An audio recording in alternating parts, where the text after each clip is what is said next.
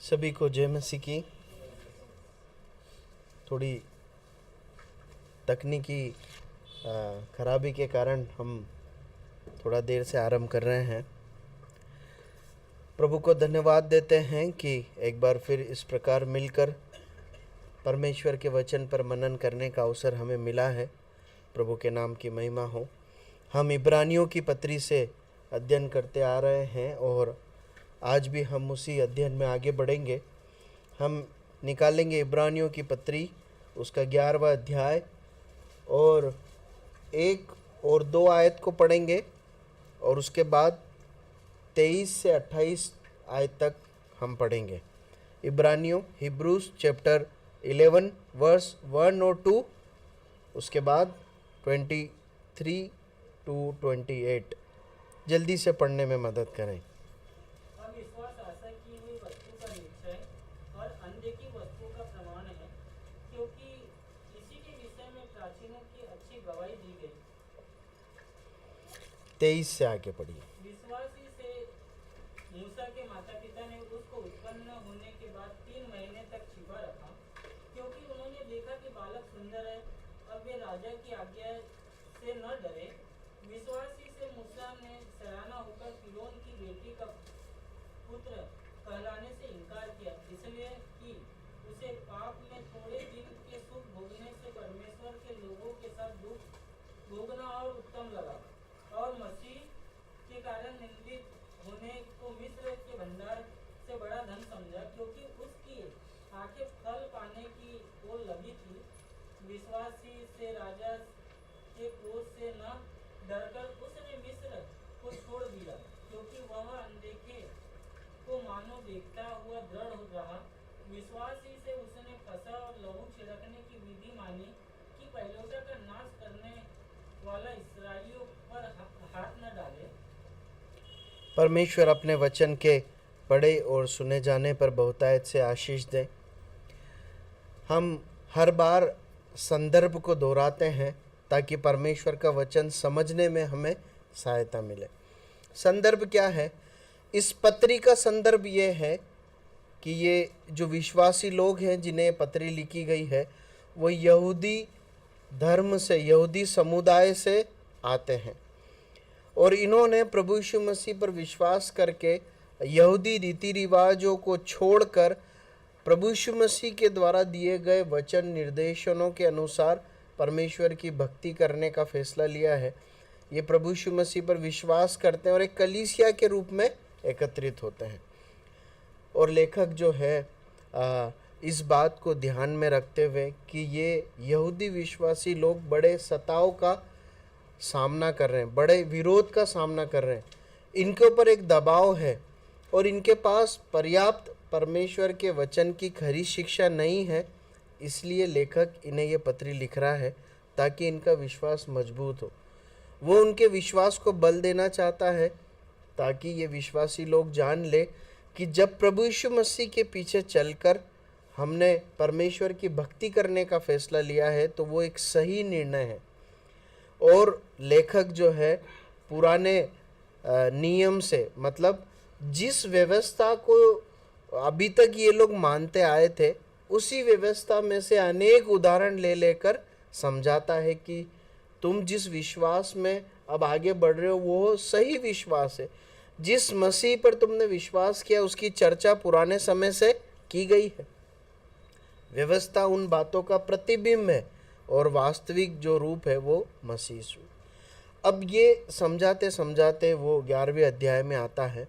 अब वो उनके विश्वास को बल देना चाहता है, वो उनके विश्वास को विश्वास पर बने रहने को बल देना चाहता है। इसलिए वो विश्वास की परिभाषा को वहाँ पर बताता है। वो बहुत सरल शब्दों में समझाता है कि विश्वास क्या है, और इसलिए 11वें अध्याय को आरंभ करते समय वो इस प्रकार समझाता है कि विश्वास मतलब जो बातें हमें दिखाई नहीं देती, वर्तमान में जो नहीं है परंतु भविष्य में है, उन बातों को विश्वास से देख पाना। और मसीह विश्वास का आधार परमेश्वर का वचन है, ये एक अंधा विश्वास नहीं है। अब 11वें अध्याय में वो अनेक भक्तों का के जीवन को खोलकर इन विश्वासियों के सामने रखता है। इन भक्तों को ये यहूदी विश्वासी लोग जानते हैं क्या? पहले सुना है क्या उनके बारे में? सुना है, क्योंकि ये यहूदी लोग हैं, है ना, इनके पूर्वज लोग हैं, इनकी गाथाएं उन्होंने सुनी है। इसलिए उन्हीं भक्तों में से, उन्हीं पुराने विश्वासियों के जीवन में से अनेक विश्वासियों की गवाहियों को, उनके व्यवहारिक जीवन को वो सामने लाकर रखता है और ये बताता है कि विश्वास का जीवन कैसे जिया जाता है, विश्वास में क्या क्या चुनौतियां हैं और कैसे परमेश्वर के लोगों ने अपने पूरे जीवन को विश्वास के साथ जिया और समाप्त किया है। हमने पिछले सप्ताह मूसा के माता पिता के जीवन से विश्वासी जीवन के कुछ महत्वपूर्ण पाठ सीखे थे। कुछ दोहरा सकते हैं क्या आप? कुछ बातें जो आपको जल्दी से स्मरण आ जाए, कुछ व्यवहारिक बात बता सकते हैं? ठीक है, हमने इस बात को देखा था, हमने निर्गमन की पुस्तक में उस बात को पढ़ा था कि किस प्रकार मूसा के माता पिता ने विश्वास का कदम उठाकर मूसा को मार नहीं डाला, है ना। राजा द्वारा क्या आदेश दिया गया था, क्या आज्ञा थी? हाँ, उस देश में इस्राएलियों के लिए आज्ञा थी, सबके लिए नहीं, मिस्रियों के लिए नहीं थी। इस समय जब मूसा का जन्म हुआ है, कहाँ पर है इस्राएली लोग? मिस्र में है और गुलामी में है ना। उनका अच्छा जो समय पुराना था यूसुफ के टाइम का, वो चले गया। और राजा ने इस बात को देखा है कि ये जो इस्राएली लोग हैं बहुत बढ़ते जा रहे हैं, इसलिए क्या करो, इसलिए इनको ख़त्म करना होगा। तो उसने पहले कुछ और आज्ञा निकाली कि उन्होंने जो डिलीवरी करवाने में जो सहायक दाहियाँ थी उनको कुछ निर्देश दिया, लेकिन वो परमेश्वर का भय मानती थी, इसलिए उन्होंने उन बच्चों को जीवित रखा। उसके बाद उसने ये आज्ञा निकाली कि जो भी लड़का पैदा हो उसे मार डाला जाए। हमने इस बात को देखा था कि संभव है कि कई ऐसे इस्राएली माता पिता रहे होंगे शायद जिन्होंने ऐसा किया हो, हम पढ़ते नहीं हैं, क्योंकि ये एक आदेश था, उनकी एक मजबूरी थी, तो संभव ऐसा हुआ हो।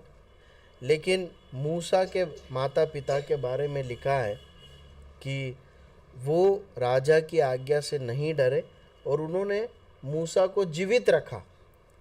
कितने महीने तक जीवित रखने में सफल रहे? 3 महीने तक उन्होंने जीवित रखा।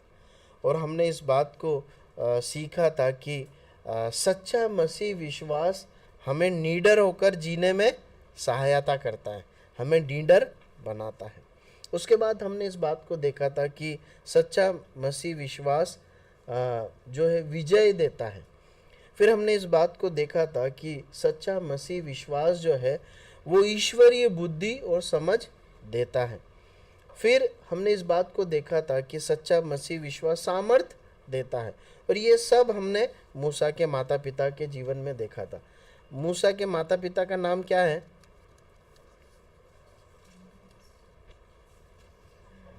अमराम उसके पापा का नाम है और उसकी मम्मी का नाम योकेबेद, है ना। आप लिख लीजिए तो आपको याद रहेगा, या बाद में याद नहीं आए तो देख के जल्दी से आप बोल देना।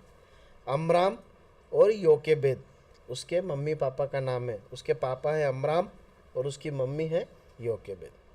ठीक है, अभी आज हम मूसा के जीवन में आते हैं।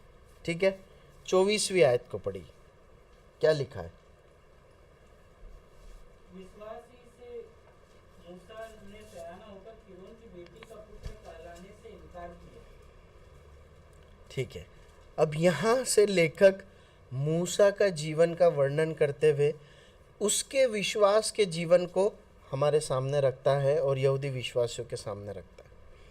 देखिए वहाँ पर लिखा है, विश्वास से मूसा ने सयाना होकर फिरौन की बेटी का पुत्र कहलाने से इनकार कर दिया। अब मूसा जवान हो गया है ना। पिछले अध्ययन में मूसा कितना बड़ा था, कितना छोटा था, 3 साल का था, है ना। और थोड़ा सा और वर्णन देखे तो जब उसकी माँ ने उसे दूध पिलाकर सेवा की और वापस उसकी फिरौन की बेटी के पास जब छोड़ा, तब कितने साल का होगा, लगभग 3-1 साल का अंदाजन से वो रहा होगा।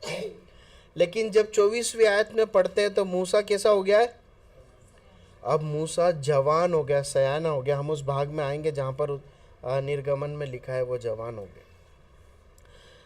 अब इसके बीच में एक लंबा समय बीता है ना। लगभग ऐसा माना जाए कि अगर 18 साल के ही जवान को जवान कहा जाए तो लगभग 13 से 15 साल बीते।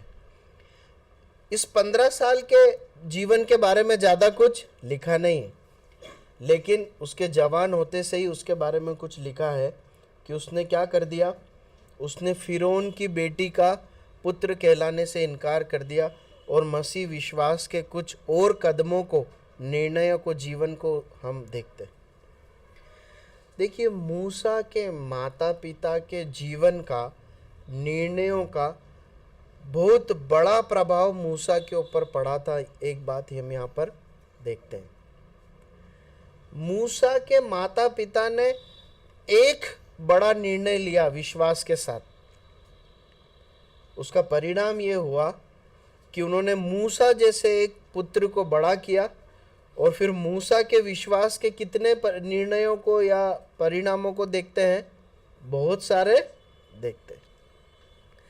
देखिए, हम जो माता पिता है ना, उनके लिए एक बहुत उत्तम बात यहाँ पर सीखने को मिलती है कि मैं जैसा जीवन जीऊंगा, मैं बाप होकर, माँ होकर, माता पिता होकर, हम जैसा जीवन जिएंगे ना, उसका प्रभाव हमारे बच्चों पर पड़ता है। अगर हम एक उत्तम सही मसीह जीवन, एक उदाहरणीय मसीह जीवन जीकर आगे बढ़ेंगे तो हमारे बच्चों के अंदर भी वो प्रभाव जरूर पड़ेगा। और अगर हम गलत जीवन जिएंगे, हम ऐसा जीवन जिएंगे जो उदाहरणीय नहीं है एक मसीह के रूप में, उसका प्रभाव भी पड़ेगा। देखिए, कई बार आम तौर पर होता क्या है मालूम है, हमें बच्चा तो मूसा जैसा चाहिए पर हम जीवन अमराम और योकेबेद जैसा जीना नहीं चाहते, है ना। हम सबको बच्चा यीशु मसीह के समान चाहिए, परंतु हमारा जीवन यूसुफ और मरियम के समान नहीं होता। हम सबको यूहन्ना बपतिस्मा देने वाले के समान बच्चा चाहिए, लेकिन हमारा जीवन एलीशिबा और जकरिया के समान नहीं होता। प्रियो, अगर हम चाहते हैं ना कि हमारे बच्चे भी मूसा के समान निकले, परमेश्वर के भक्त निकले, सही राह पर चलें, तो प्राथमिक जिम्मेदारी मेरी, आपकी जो माता पिता हैं, बनती है कि हम पहले अमराम और योकेबेद के समान एक उत्तम गवाही अपने बच्चों के सामने रखें। बहुत ही सही व्यवहारिक मसीह जीवन कैसे जिया जाता है, इसका उदाहरण आपकी और मेरी जो माता पिता हैं, उनकी जिम्मेदारी है कि हम वो जीवन उनके सामने रखें। तभी नैतिक रूप से हम एक अपेक्षा कर सकते हैं कि मेरा बच्चा मूसा के समान बनना चाहिए। प्रभु सहायता करे। दूसरी एक महत्वपूर्ण बात है जो बच्चों के लिए है ना, वो क्या है, वो ये है कि जो प्रभाव, जो उदाहरण उसके माता पिता के द्वारा मूसा को मिला था, जो प्रभाव, जो उदाहरण, जो शिक्षा मूसा के माता पिता के द्वारा मूसा को मिली थी, मूसा उसके अनुसार जीवन जिए। आपको मालूम है, यदि आप राजाओं की पुस्तक का अध्ययन करेंगे ना, मतलब राजाओं इतिहास की पुस्तक पढ़ेंगे, तो कई बच्चों के लिए आप पढ़ेंगे कि वो अपने पूर्वजों के समान, अपने पिता के समान परमेश्वर की दृष्टि में जो सही है उस पे चला। और कईयों के बारे में आप पढ़ेंगे कि उन्होंने अपने पिता के समान, अपने पूर्वजों के समान नहीं चला, परंतु परमेश्वर से दूर हो गया। किसी किसी के विषय में तो ऐसा लिखा है कि उन्होंने उससे बढ़कर भी अपराध किए जो उसके माँ बाप या पूर्वज ने किए थे। देखिए, मैं जो इस समय बच्चे कलीसिया के सुन रहे हैं सारा, मैं सभी को कहना चाहता हूँ कि यदि आपको एक मसीह माता पिता मिले हैं ना, तो ये फॉर ग्रांटेड करके या ऐसे ही लापरवाही से लेने वाली बात नहीं है। ये आपके लिए परमेश्वर की ओर से बहुत बड़ा अनुग्रह और सौभाग्य है कि आपको ऐसे माता पिता मिले जो परमेश्वर के सत्य वचन को जानते, उस पर विश्वास करते और उसके अनुसार चलते हैं।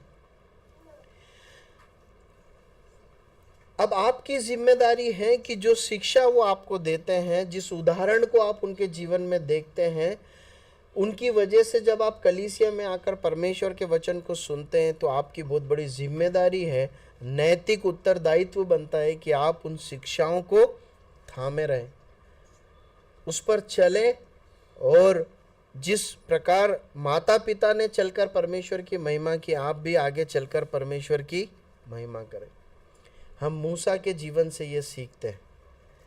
उसने अपने माता पिता के विश्वास को अपने जीवन के अंत तक कायम रखा। जैसे उसके माता पिता परमेश्वर के पीछे निर्भय होकर चले, निडर होकर चले, वैसे ही वो मूसा भी परमेश्वर का भय मानते हुए दुनिया से निडर होकर परमेश्वर के पीछे चला। ठीक है, प्रभु सहायता करें। एक सामान्य बात हम यहाँ पर देखते हैं कि वहाँ पर इस प्रकार लिखा है कि जब हम 23वीं आयत पढ़ी थी, हमने पिछली बार अध्ययन किया था, तो हमने इस बात को देखा था कि मूसा के माता पिता के विषय में लिखा है कि वो नहीं डरे, है ना। उन्होंने इनकार कर दिया राजा की आज्ञा मानने से।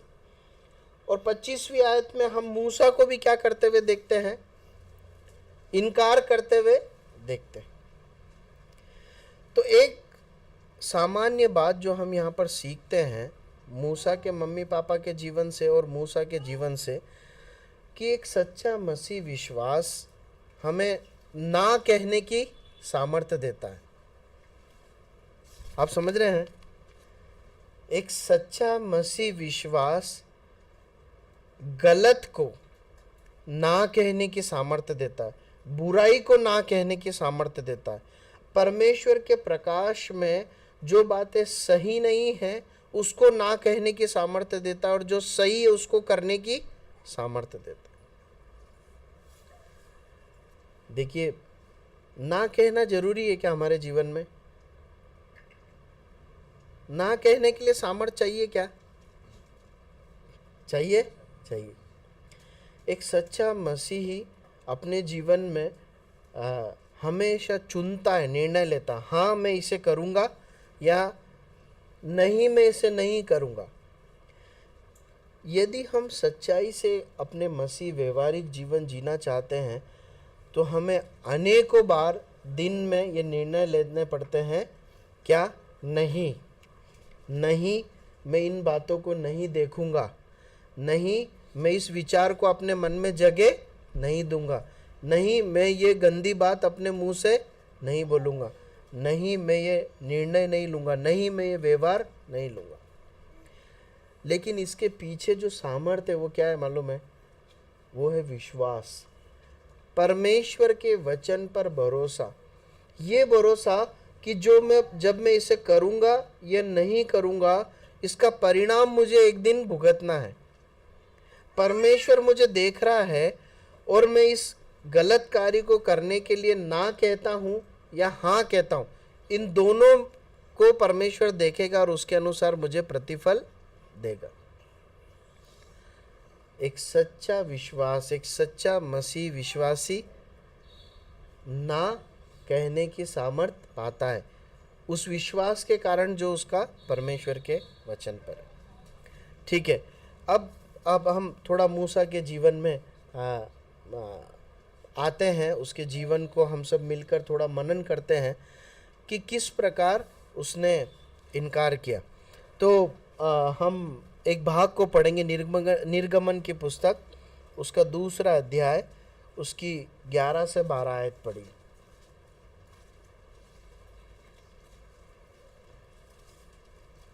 निर्गमन एक्सोडस चैप्टर 2 वर्स 11-12। ऐसा हुआ कि जब मूसा जवान हुआ और बाहर अपने भाई बंधुओं के पास जाकर उनके दुखों पर दृष्टि करने लगा, तब उसने देखा कि एक मिस्री जन उसके एक इब्री भाई को मार रहा है। उसे इधर उधर देखा कि कोई नहीं है, तो उसे मिस्री को मार डाला और बालू में छिपा दिया। ठीक है, अभी इसके पहले की घटना का विवरण आप सभी जानते हैं क्या हुआ है, इसलिए दोहराएंगे नहीं। अभी मूसा जवान हो गया है। अब जवान हो गया, अब कल्पना कीजिए मूसा कहाँ रहता है? मिस्र में। कहाँ रहता है? राजमहल में रहता है ना। और आप यकीन मानिए कि ये अतिशयोक्ति नहीं होगी कि उस समय दुनिया में सबसे अगर बड़ा वैभव किसी राज्य का था तो फिरौन राज्य का था। और अगर वो महल में रहता होगा तो शायद दुनिया में सबसे अच्छा महल अगर कोई होगा तो उस समय पर मिस्र का वो वाला महल होगा जहाँ मूसा या फिरौन रहते थे और उनका परिवार रहता था। अब एक बार और 11वीं आयत पढ़िए, क्या लिखा है? उन दिनों में ऐसा हुआ कि जब मूसा जवान हुआ और बाहर अपने भाई बंधुओं के पास जाकर उनके दुखों पर दृष्टि करने लगा, तब बस काफ़ी है। देखिए, एक जवान लड़का है जो महलों में रहता है ना। इसके माँ बाप और इसके भाई बहन और जाति वाले कहाँ रहते हैं? किस अवस्था में? गुलामी में है। क्या काम करते हैं? ईंटें बनाते हैं, है ना। बदतर जिंदगी जी रहे हैं। और ये कहाँ है? एकदम मजे में। अब वहाँ लिखा है कि मूसा कहाँ निकला? क्या देखने निकला? देखिए, ये उसका हृदय है। ये है जो उसने चुना है अपने जीवन में। महल के सुख सुविधाओं को, महल के आरामदायक शयन को छोड़कर वो कहाँ निकला है? अपने भाई बहनों के दुखों पर दृष्टि करने के लिए वो निकला। देखिए, मूसा अपने जवानी के आरंभ में उस जगह पर खड़ा है जहां पर एक जवान खड़े होने के लिए अपनी पूरी जवानी खर्च कर देता है ना। पैसों का भंडार है उसके पास, नौकर चाकर का ढेर है उसके पास, और वो खुद जो है आने वाला फिरौन बन सकता है ना। इस जगह पर वो है। लेकिन वो जो है अपने भाई बहनों पर दृष्टि करने के लिए, उनके जाति भाइयों का हाल जानने के लिए निकला है। क्यों ऐसा कर पाया? 25वीं आयत पढ़ी।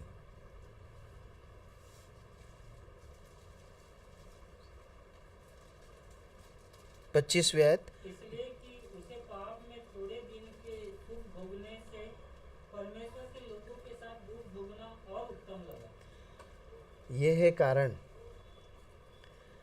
देखिए, अपनी जवानी में उसने इस बात को समझ लिया था कि ये जो सुख सुविधाएं है ना, ये है, इसमें आनंद है, ये सुख है, लेकिन इसमें एक चीज नहीं है। वो क्या है? परमेश्वर नहीं है ना। वहां पर लिखा है पाप के थोड़े दिन के सुख उसको पसंद नहीं है। उसने परमेश्वर के लोगों के साथ दुख भोगना ही उत्तम समझा। प्रियो, जब इस वचन को हम सुन रहे हैं ना, जवान, बच्चे और बुजुर्ग, मसीह में हम सब जवान हैं, है ना। अगर हम जीवित हैं, हम सब जवान हैं। हमारा मन में क्या भरा है ये बहुत महत्व रखता है कि हम आगे अपना जीवन कैसा जिएंगे, है ना। आप ध्यान से सुन रहे हैं ना। मूसा महल में रहता था, वैभव में रहता था, उसके हाथ में सत्ता थी, मतलब अभी वो राजा नहीं है परंतु वो एक अथॉरिटी में है, सब आराम है उसके पास। लेकिन उसका मन किन बातों में लगा हुआ है? उसके परिवारजनों में लगा हुआ है। उसके माँ बाप ने परमेश्वर के जिन सत्यों को उसके हृदय में डाला था, उसने उसे सजो के रखा है और उसका मन वहीं लगा हुआ है। उसने इस बात को जान लिया, ये सुख जो मुझे मिला है ना, मैं इसके लिए नहीं हूँ, मैं इसके लिए नहीं हूँ। पता है अनेकों बार हम पाप में क्यों गिर जाते हैं मालूम है? क्योंकि हमारी दृष्टि, हमारा हृदय संसार की अभिलाषाओं से भरा होता है। जवान लड़के लड़कियां क्यों भटक जाते हैं? क्योंकि दृष्टि, इच्छाएं या पाने की जो महत्वाकांक्षा है वो क्या है? संसार और संसार की बातें, इसलिए भटक जाते हैं। मूसा के बारे में लिखा है, मूसा ने अच्छा नहीं सही को चुना। वर्तमान में जो दिखाई देता था वो अच्छा दिखाई देता था, पर उसने किसको चुना? सही को चुना। वहां पर लिखा है पाप के सुख को नहीं चुना। पाप में सुख है क्या? पाप करने में मजा है या नहीं है? है ना, सुख है। सुख है तभी तो, सुख है तभी तो, आनंद है तभी तो हवा जो है बहक गई, है ना। उसको लिखा है ना वहाँ पे, बहुत मज़ेदार लग रहा था वो खाने में, देखने में। लेकिन उसके पीछे की सच्चाई क्या थी? परमेश्वर ने मना किया था। अब वो चाहे कितना ही मज़ेदार लगे, उसको इनकार करना चाहिए। मूसा को जो मज़ेदार लग रहा था, जो बहुत अच्छा दिखाई दे रहा था, उसने उसको देखकर निर्णय नहीं लिया। उसने परमेश्वर के जो प्रकाश उसे मिला था उसके मद्देनजर वो अपने जीवन को जी रहा था। उसके बाद हम 26वीं आयत को पढ़ते हैं। और मसीह के कारण निंदित होने को मिस्र के भंडार से बड़ा धन समझा, क्योंकि उसकी आंखें फल पाने की ओर लगी थी। बस अब देखिए, यहाँ पर एक और महत्वपूर्ण बात हम सीखते हैं कि एक सच्चा मसीह विश्वास है ना, हमें सही चुनने की सामर्थ्य देता है। चाहे वो कड़वाई क्यों ना हो, चाहे वो कठिन ही क्यों ना हो, है ना। हमारा मन किस बात का आदी है मालूम? अच्छा चुनो, जो पसंद आ रहा है वो चुनो, है ना। ऐसा ही होता है ना। हम दुकान में जाते हैं कपड़े खरीदना, कैसे कपड़े खरीदते? जो पसंद आते हैं। लेकिन मसीही जीवन में जब हम जी रहे हैं, जब हम अपने जीवन के निर्णयों को ले रहे हैं, तब अच्छा दिखाई देने वाला, अच्छा समझ आने वाला निर्णय नहीं लेना है, परंतु परमेश्वर के वचन के प्रकाश में सही निर्णय लेना। एक सच्चे मसीही की पहचान है, एक सच्चे विश्वासी की पहचान है कि वो अच्छा नहीं परंतु सही चुनता है ना। अगर अच्छा चुनेगा तो ठोकर खा सकता है, हो सकता अभी अच्छा सही लगे पर बाद में जाकर वो गलत हो जाएगा। लेकिन यदि सही चुनेंगे तो हो सकता अभी बुरा लगे परंतु बाद में जरूर अच्छा निकलेगा, इस बात की गारंटी है। देखिए, विश्वास के दो निर्णयों को हम वहाँ देखते हैं। मूसा ने जो लिए, एक फिरौन की बेटी का बेटा कहलाने से मना कर दिया, दूसरा उसने मिस्र के भंडार को मना कर दिया, है ना। उसने धन को मना कर दिया और बड़े एक पद को मना कर दिया। क्यों कर पाया? वहां लिखा है 26वीं आयत में। क्यों कर पाया? उसकी आंखें कहाँ लगी थी? अभी फल दिखाई दे रहा है क्या? दिखाई दे रहा है क्या फल मूसा को? अच्छा, मूसा को कौन सा फल दिखाई दे रहा था? मालूम है आपको, जरा ध्यान से सोचिए। मूसा को क्या फल दिखाई दे रहा था, क्या होगा आगे? हाँ, कनान देश में जाएंगे, है ना। देखिए, इब्रानियों के पाठक जो पत्री के जो पाठक गण हैं, जो विश्वासी गण हैं, उनके संदर्भ में सोचिए ये उदाहरण कितना एक उत्तम है। लेखक इब्रानियों के विश्वासी, इब्रानी की पत्री के विश्वासी यहूदी विश्वासियों को क्या समझाना चाह रहा है? अभी जो तुम देख रहे हो उसके अनुसार मत चलो, परंतु प्रभु यीशु मसीह के वचन में जो तुम्हें शिक्षा मिली, जो आशा मिली है कि प्रभु यीशु मसीह सच्चा उद्धार करता है, वो मरे हुए में से जी उठा है, वही सच्चा मसीहा है, और एक दिन वो राज्य करने आएगा। वो राज्य धरती का नहीं है, वो स्वर्गीय राज्य है, जो स्वर्ग में धरती सब जगह एक बार होने वाला है। उस मसीह में जो आशा मिली है उसमें बने रहो। अभी जो दिखाई दे रहा है सताओ, दबाओ, जो धर्म समाज, उसके चक्कर में मत आओ। उनको सिखाते सिखाते वो मूसा का उदाहरण सामने रखता है और इस प्रकार कहता है, मूसा ने बड़ा राजपद ठुकरा दिया, मूसा ने बड़ा भंडार, दुनिया में सबसे बड़ा धन का भंडार ठुकरा दिया। क्यों? क्योंकि उसकी आशा, उसकी आंखें फल पाने की ओर लगी थी। मतलब जो दिखाई दे रहा है मूसा उसके अनुसार नहीं चल रहा है, परंतु परमेश्वर के वचन पर जो उसका विश्वास है उसके अनुसार चल रहा है, उस फल की आशा। अब विश्वास क्या है? मैं ऐसी कल्पना करता हूँ और मुझे ऐसा लगता है शायद आप उससे जरूर सहमत होंगे। इस समय मूसा की अवस्था क्या होगी? देखिए, वो भी हमारे समान एक इंसान था ना, पूरा इंसान। उसके पास भी भावना, इच्छा रही होगी। अब एक तरफ उसके मन में ये विचार आता होगा कि अगर मैं महल में ही रहकर राज्य करूं, इसका बेटा कहलाऊं, तो मुझे क्या मिलेगा? मैं आगे चल के फिरौन बन जाऊंगा, राजा बन जाऊंगा, दुनिया पे राज करने वाला राजा, और दुनिया के सबसे धन के भंडार का मालिक बन जाऊंगा। लेकिन वो मम्मी पापा ने बचपन से सिखाया है। किसने? जो मम्मी पापा हैं, है ना, अमराम और योकेबेद ने। उन्होंने बताया था कि बेटा ये जो है ना, ये हम यहाँ रह तो रहे हैं पर अपना घर नहीं, अपना देश नहीं है। अच्छा, फिर अपना देश? बोले बेटा अपने जो बहुत पुराने दादा रहे हैं, पूर्वज, वो जो इब्राहिम दादा, इसहाक दादा, याकूब दादा से परमेश्वर ने प्रतिज्ञा की है। क्या प्रतिज्ञा? कि मैं तुम्हें कनान देश में ले जाऊंगा। ये अपना मिस्र, ये हम रहते मिस्र देश है, मैं कनान देश में ले जाऊंगा और वहाँ पर दूध और मधु की धाराएं बहती। मैंने वो देश तुमको दिया, वो है तुम्हारा देश। मैं वहाँ तुम्हारे साथ निवास करूंगा, तुमको वहाँ एक दिन जाना है। अब मैं ऐसी कल्पना करता हूँ, मूसा सोचता होगा कि अगर राजा बन भी गया तो जाना कहाँ है? परमेश्वर अल्टीमेटली ले जाएगा कहाँ? वहाँ ले जाएगा। अब यहाँ का धन, यहाँ का भंडार, यहाँ का पद लेके क्या करना है?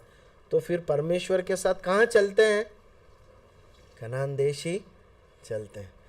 ये मैं हथिया लूँ, ये सब ट्रिकबाजी करके जो मुझे अपॉर्चुनिटी मिली है, अपॉर्चुनिटी मिली थी बढ़िया, तो मैं ये अपॉर्चुनिटी को भुना के राजा बन भी जाऊं, लेकिन अल्टीमेटली मेरा परिवार, मेरा देश, मेरा परमेश्वर ने एक दूसरा देश मेरे लिए रखा। प्रियो, उसने भरी जवानी में इस बात को याद करके क्या बोल दिया? धन नहीं चाहिए और राजा भी नहीं बनना। ये है विश्वास का जीवन।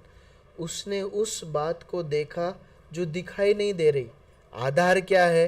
परमेश्वर का वचन है कि मेरा देश वो है, वहाँ पर जो होगा वो देखा जाएगा। यहाँ राजा बनने से अच्छा है वहाँ पर आम नागरिक बनकर मैं रहूं। इसलिए लिखा है कि उसने मिस्र के भंडार से मसीह के कारण निंदित होने को उत्तम समझा, वो उसने चुन लिया। अच्छा, उस समय प्रभु यीशु मसीह थे क्या? यहाँ पर तो लिखा है उसने मसीह के कारण। तो क्या गलती हो गई ये कुछ लिखने में? देखिए आप अनेक जगहों पर प्रभु यीशु मसीह ने अपनी जीवन में धरती पर रहते हुए इस प्रकार कहा कि आ, अब्राहम ने मेरे दिन को देखा और प्रसन्न हुआ। देखिए बाइबल के भक्त लोग, ये जो लेखक है, ये इस बात को समझाना चाह रहा है कि ये मसीह यीशु है जिस पर तुमने विश्वास किया, ये वो ही परमेश्वर है जिसे अभी तक तुम क्या बोलते थे मालूम है? यहोवा परमेश्वर, याहवे बोलते थे। ये वही परमेश्वर है, ये उसी के तुल्य, उन्हीं का बेटा है, ये वो परमेश्वर है। इस बात को लेखक यहाँ पर समझाने की कोशिश कर रहे। प्रभु सहायता करे। हमारा समय समाप्त हो गया, हम ये समाप्त करते हैं। प्रभु ने चाहा तो फिर हम आगे बढ़ेंगे और मूसा के जीवन से कुछ बातों को देखेंगे। परमेश्वर अपने वचन के पढ़े और सुने जाने पर आशीष दे। कोई भी भाई प्रार्थना करे और सभा को समाप्त।